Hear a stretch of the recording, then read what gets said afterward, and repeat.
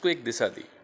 1880 से लेके जो 1920 तक का पूरा कालखंड है, 4 दशक का, 40 साल का, उस समय पूरे राष्ट्रीय आंदोलन में अगर कोई एक व्यक्ति का नाम लिया जा सकता है तो वो तिलक जी हैं, जो पूरी वैचारिकी उसकी स्टैब्लिश कर रहे हैं, नेशनल मूवमेंट की, राष्ट्रीय आंदोलन की। इस रूप में तिलक को देखना, समझना, इस जो संगोष्ठी हुई उसका उद्देश्य था। दूसरी बड़ी बात कि उनके बारे में जो कंट्रीब्यूशन उनका रहा, उसके अनुपात में उनको श्रेय नहीं मिला। वो श्रेय उनको मिल सके इतिहास लेखन और इतिहासकारों ने जो उनके साथ इनजस्टिस किया, उस पर हम एक बार विमर्श कर सकें।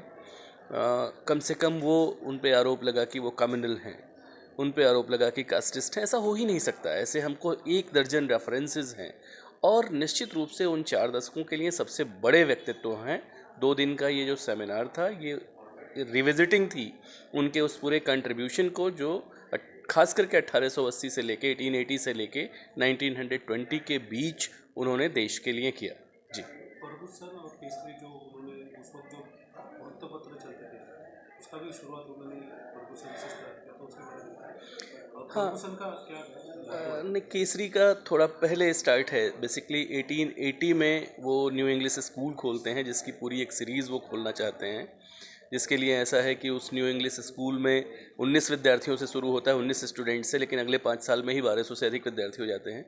1884 में जाके डेक्कन एजुकेशन सोसाइटी की स्थापना होती है, और 1885 में इस फर्गुसन कॉलेज की स्थापना हो रही है। केसरी और मराठा दोनों की शुरुआत 1881 में हो जा रही है, यानी इस कॉलेज के इस्टेब्लिशमेंट से लगभग 4 साल पहले। इस कॉलेज के साथ जो उनकी सोच जुड़ी थी वो ये थी कि वो राष्ट्रीय शिक्षा देना चाहते थे, राष्ट्रीय शिक्षा का प्रसार करना चाहते थे। उनका ये बहुत स्पष्ट मानना था कि इस देश में जो शिक्षा की प्रणाली होनी चाहिए, वो अंग्रेजी शिक्षा के विरुद्ध थे या खिलाफ थे, या उसको बहुत श्रेय नहीं देते थे। उनका ये मानना था कि भारत में भारतीय मन से शिक्षा होनी चाहिए, धार्मिक शिक्षा केंद्र में रखते हुए वो सारी तकनीकी प्राविधिक शिक्षाएं, जो टेक्नोलॉजिकल या इंडस्ट्रियल शिक्षाएं हैं, वो देने के मन में थे, और लोगों को उनकी भाषा में, उनकी मातृभाषा में शिक्षा मिल सके, ये उनका प्रयास था, जिसको राष्ट्रीय शिक्षा या नेशनल एजुकेशन का नाम देते हैं। और ये बहुत हद तक इस बार अभी 2020 में जो नेशनल एजुकेशन पॉलिसी आई, राष्ट्रीय शिक्षा नीति आई, उसमें तिलक जी की इस वैचारिकी को बहुत हद तक शामिल किया गया कि शिक्षा का माध्यम मातृभाषा होनी चाहिए, क्योंकि उससे बेहतर विकास किसी भी बच्चे का शिक्षा के क्षेत्र में और किसी भाषा में नहीं हो सकता। दुनिया की 10 भाषाएं, 50 भाषाएं सीखी जा सकती हैं, लेकिन मूल मौलिक सृजन अपनी भाषा में ही होता है। जी। सर, आज भारत कैसे देखते हैं आज का जो है, आज कुछ आज का भारत? ये परिवर्तित होता भारत है।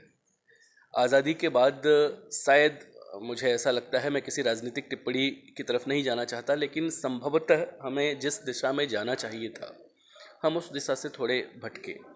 पिछले 1 दशक में अभी हम उस ट्रैक पे, सही ट्रैक पे, जिन ऑब्जेक्टिव्स और जिन गोल्स की तरफ इस देश को चलना चाहिए था, उस ओर हम बढ़ चुके हैं, बढ़ चले हैं, और लगभग हर क्षेत्र में। बाकी मनुष्य का जीवन हमेशा संघर्ष का कालखंड होता है। उन संघर्षों से होते हुए हम सही दिशा की ओर बढ़ रहे हैं, इसमें कम से कम मुझे कोई संशय नहीं है। सर, या विषयावरून तुमच्याकडे सुरुवात करू. पहिले सर आपली ओळख सांगा. मी अरविंद प्रभाकर जामखेडकर. यांना जो प्रश्न होता तोच प्रश्न तुम्हाला, बरं. की आज भारताकडे तुम्ही कसं बघता, किंवा आजची भारताची परिस्थिती? मला वाटतं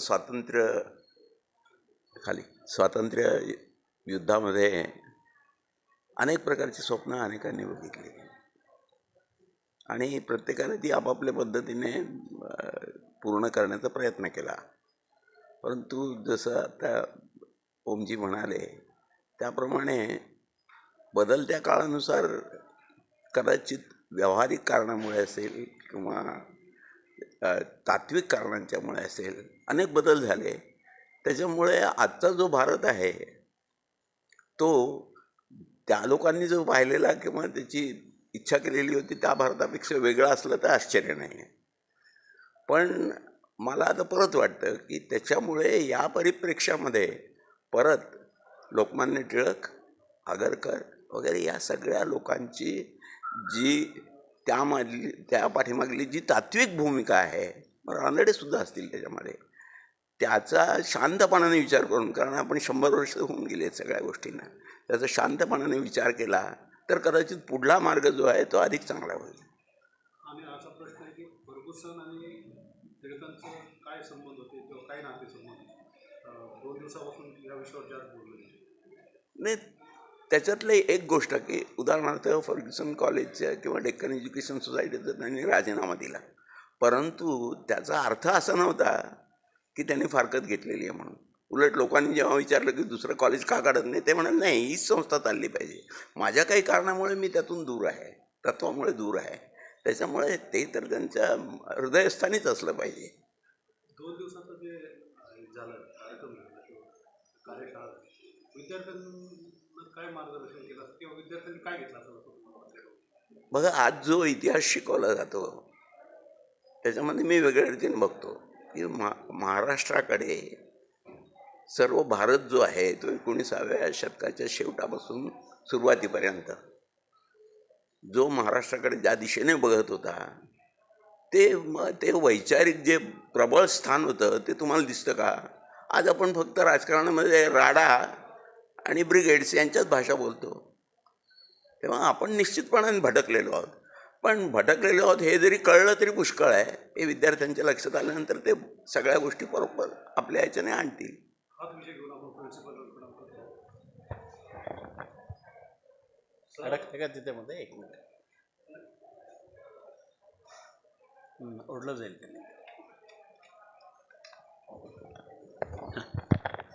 असं तुम्ही कसं पाहता हे जे कार्यशाळा झाली किंवा काय उद्देश होता आणि विद्यार्थ्यांना त्यातून काय मिळालं असं वाटतं?